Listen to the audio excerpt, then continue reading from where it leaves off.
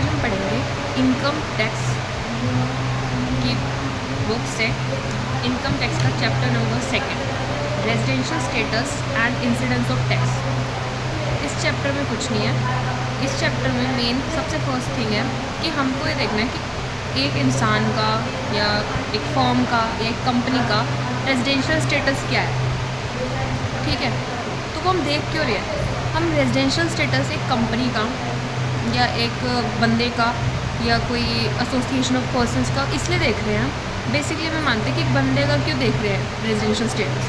तो हम ये देख रहे हैं कि एक बंदा, हमें पता है कि इंडिया के अंदर जो भी एक टोटल इनकम होती है किसी भी इंसान की, उसके ऊपर से टैक्स पे करना पड़ता है अगर वो इनकम उसकी एक्सीड कर जाए बेसिक एग्जम्पशन लिमिट से, जो कि हमारी 3 लाख रुपये है इंडिया में अभी राइट नाउ। और वो कह रहा है कि जो टोटल इनकम है, आप अगर जब एक बंदे की कंप्यूट करते हो तो आप बिना रेजिडेंशियल स्टेटस जाने उसकी कंप्यूट नहीं कर सकते। आपको पता होना चाहिए, मतलब अगर एक इंसान इंडिया में रहता ही नहीं होगा तो आप किस हक से उससे टैक्स ले लोगे उसकी इनकम पे। तो इसलिए आपको ये जानना बहुत ज़रूरी है कि एक इंसान इंडिया में रह रहा है या नहीं रह रहा है, और अगर रह रहा है तो किस तरीके से रह रहा है, मतलब उसका रेजिडेंशियल स्टेटस क्या है। तो रेजिडेंशियल स्टेटस यहाँ पे 2 तरीक़ों से होते हैं कि एक पर्सन है वो क्या हो सकता है। एक पर्सन या तो इंडिया में या कहीं के किसी भी कंट्री में रेजिडेंट हो सकता है, या फिर नॉन रेजिडेंट हो सकता है, मतलब एनआर हो सकता है। बट इसके अंदर हमारे पास एक और चीज़ है कि अगर एक बंदा रेजिडेंट है तो वो 2 चीज़ें और हो सकता है। मतलब वो रेजिडेंट तो हो सकता है, वो तो 2 टाइप का रेजिडेंट हो सकता है, या तो वो ऑर्डिनरी रेजिडेंट हो या वो नॉन ऑर्डिनरी रेजिडेंट हो। मतलब एक बंदा रेजिडेंट हो सकता है या तो नॉन रेजिडेंट, और अगर वो रेजिडेंट भी हो सकता है तो 2 टाइप का रेजिडेंट हो सकता है, ऑर्डिनरी रेजिडेंट और नॉन ऑर्डिनरी। तो हम आगे चलते हैं। तो यहाँ पे उसको समझ आ गया हमें कि भाई हमें रेजिडेंशियल स्टेटस, मतलब इसका इंट्रो क्या है कि रेजिडेंशियल स्टेटस हम बंदे का पढ़ क्यों रहे, समझ क्यों रहे कि कौन सा रेजिडेंशियल स्टेटस होगा एक बंदे का। क्योंकि हमें पता है कि total income of an SSC की तभी हम कैलकुलेट कर सकते हैं अगर हमें पता हो कि उसका रेजिडेंशियल स्टेटस क्या है। मतलब पता होना चाहिए हमें कि एक बंदा जो है वो इंडिया में रह रहा है या नहीं रह रहा है, वो इंडिया का निवासी है या नहीं है, तभी तो हम उस पर टैक्स लगाएंगे। तो हम पहले ये देखेंगे कि एक बंदा उसके रेजिडेंशियल स्टेटस क्या है, उसकी टोटल इनकम को जानने से पहले।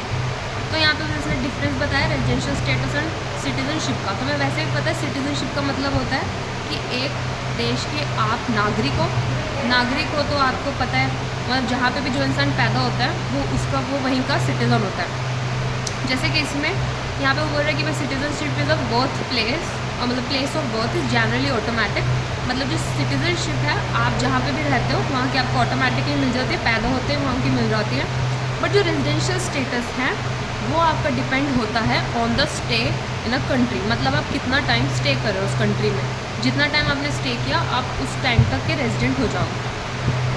देन वो बोल रहे हैं कि जो रेजिडेंट है is a person who is entitled to enjoy all the legal rights. जो रेजिडेंट है वो सारे के सारे लीगल राइट्स एंजॉय करेगा, जैसे कि वोटिंग राइट होते हैं, इलेक्शंस में खड़ा होना, या फिर एक्सेट्रा जितने भी सिटीज़न को राइट होते हैं। बट जो वो है नॉन रेजिडेंट है या नॉन सिटीज़न है, मतलब ओनली रेजिडेंट है, उस बंदे को ये सारे राइट्स नहीं होते। देन सिटीज़न जो है does not change every year. मतलब जो सिटीज़नशिप है एक बंदे की वो हर साल चेंज नहीं होती कि अगर अभी इस साल ये बंदा इंडिया में रह रहा है, मतलब इंडिया में पैदा हुआ तो वो सिटीज़न है इंडिया का, अगर वो अगले साल जाके अब्रॉड रहने लग जाए तो वो वहाँ का सिटीज़न बन जाएगा। तो ऐसा नहीं होता।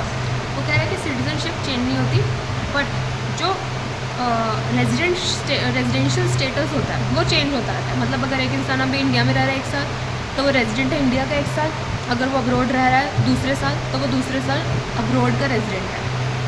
ठीक है। देन वो बोल रहा है कि भाई रिक्वायरमेंट, तो रिक्वायरमेंट क्या है, जो रेजिडेंशियल स्टेटस है वो कह रहा है वो रिक्वायर्ड है हमें पता करना हमें टैक्स फाइल करने के लिए। मतलब जब हम टैक्स फाइल करते हैं हमने बोला ना कि भाई हमें टैक्स, अगर हमें पता है भी टैक्सेबल इनकम के ऊपर टैक्स देना पड़ता है, बट वो टैक्स हम तभी काउंट करते हैं, लाइबिलिटी उसकी तभी पता कर पाएंगे जब हम उसका रेजिडेंशियल स्टेटस करेंगे। तो सिर्फ इसकी एक ही रिक्वायरमेंट है रेजिडेंशियल स्टेटस पता करने की कि भाई हमें टैक्स फाइलिंग करनी होती है। दूसरा वो कह रहा है जो ये सिटीज़नशिप है उसकी रिक्वायरमेंट क्या है कैलकुलेट करने की कि एक बंदा सिटीज़न है कि नहीं है, वो होती है जॉब लेने के लिए, पासपोर्ट वगैरह बनवाने के लिए, मतलब जो ये सारी चीज़ें होती हैं इंपॉर्टेंट डॉक्यूमेंट्स, ये सिर्फ सिटीजन्स के बनते हैं। तो वो ये बता रहा है, ठीक है। तो इसमें कुछ ज़्यादा है नहीं। अब चलते हैं नेक्स्ट पेज पे। इसके अंदर वही बता रहा है कि भाई इंपॉर्टेंस क्या है डिटरमाइन करने की, जानने की रेजिडेंशियल स्टेटस। तो पहली टोटल इनकम, वो कह रहा है एक बंदे की पता नहीं कर सकते आप कि टोटल इनकम कितनी है जब तक आप उसका रेजिडेंशियल स्टेटस नहीं जान लोगे उसी ईयर में, जिस ईयर की आप उसके ऊपर टैक्स लोगे। हमें पता है कि हम जिस ईयर में टैक्स पे करते हैं वो उस ईयर का नहीं होता है, प्रीवियस ईयर का टैक्स होता है। मतलब प्रीवियस ईयर की टैक्सेबल इनकम पे हम असेसमेंट ईयर में, मतलब नेक्स्ट ईयर में टैक्स पे करते हैं। Then residential status shall be determined for every person. आप हर बंदे का रेजिडेंशियल स्टेटस जान सकते हो for the each previous year independently. मतलब आप हर पिछले साल में रेजिडेंशियल स्टेटस बदलता रहता है, तो आप हर पिछले साल का रेजिडेंशियल स्टेटस उसका जान सकते हो। देन अगला है, वो कहता है ड्यूटी किसकी है रेजिडेंशियल स्टेटस को प्रूव करने की, कि हाँ मैं यहाँ का निवासी हूँ या नहीं हूँ।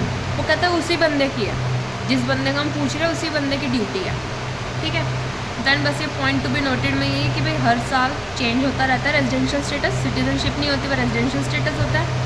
देन एक बंदा एक से ज़्यादा जगहों पे रेजिडेंट हो सकता है, मतलब या एक बंदा एक ही साल में 2 कंट्रीज़ में रह चुका हो 6-6 महीने, तो वो दोनों कंट्रीज़ का रेजिडेंट है।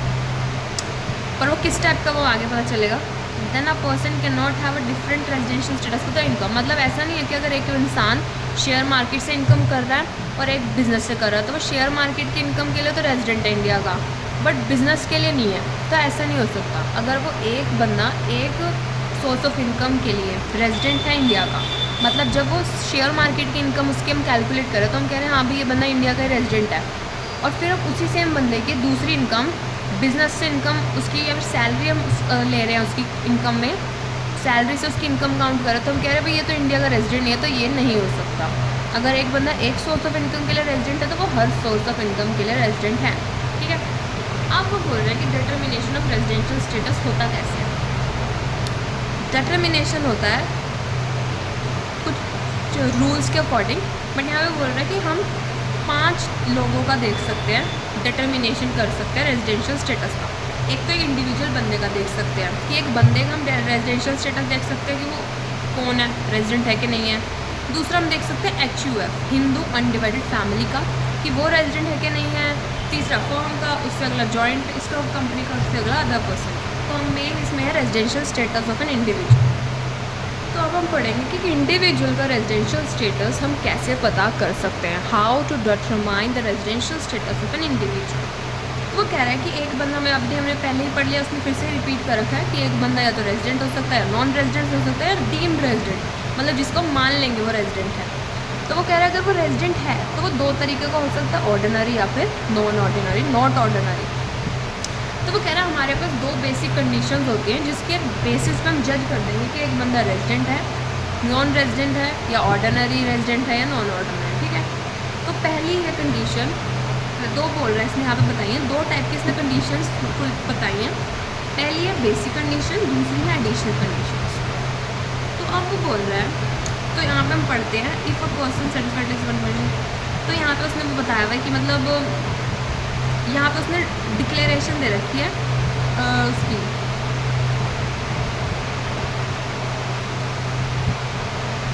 डिक्लेरेशन दे रखी है उसने यहाँ पे स्टेटस की, कि एक बंदे का रेजिडेंशियल स्टेटस क्या है। ये हमें मैड में पढ़ेंगे, पहले हम कंडीशन पढ़ते हैं। तो वो यहाँ पे बोल रहा है कि यहाँ पे हमारे पास ना बेसिक कंडीशन जो है वो सिर्फ 2 ही हैं। पहली बेसिक कंडीशन वो कह रहा है कि एक इंडिविजुअल को हम रेजिडेंट बोल देंगे इंडिया का इन अ प्रीवियस ईयर में अगर वो सेटिस्फाई करता है एटलीस्ट वन प्रूविंग कंडीशन।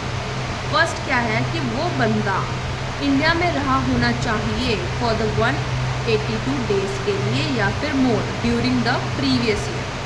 मतलब वो एक इंसान जो है अगर वो पिछले साल प्रीवियस ईयर में 182 डेज या फिर 182 डेज से ज़्यादा रहता हुआ होगा इंडिया के अंदर या जिस भी कंट्री में, वो उस कंट्री में, मतलब वो उसकी, हम उसे मानेंगे कि वो रेजिडेंट है, ठीक है।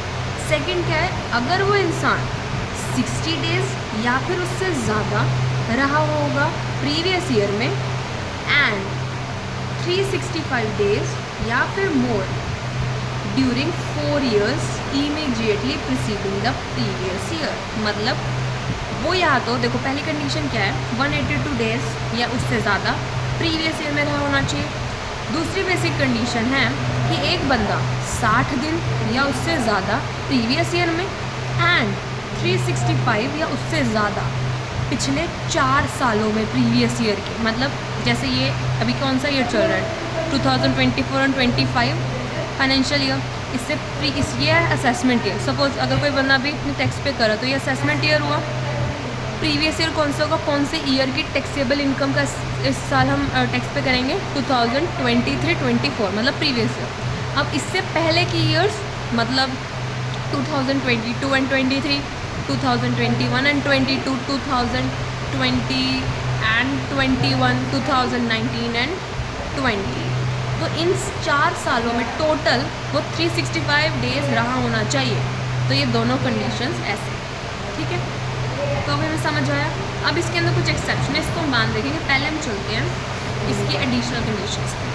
तो एडिशनल कंडीशन है, अब वो कहता है एडिशनल कंडीशन में क्या है कि एक बंदे को हम रेजिडेंट तब मानेंगे, कुछ और एडिशनल कंडीशंस, जब वो बंदा एटलीस्ट 2 years के लिए रहा होगा 10 साल में से पिछले प्रीवियस ईयर से। मतलब प्रीवियस ईयर 2023 एंड 24, अगर वो उससे पहले के 10 सालों में कितनी भी 2 साल इंडिया में रहा होगा तो हम उसे मान लेंगे कि वो रेजिडेंट, ठीक है।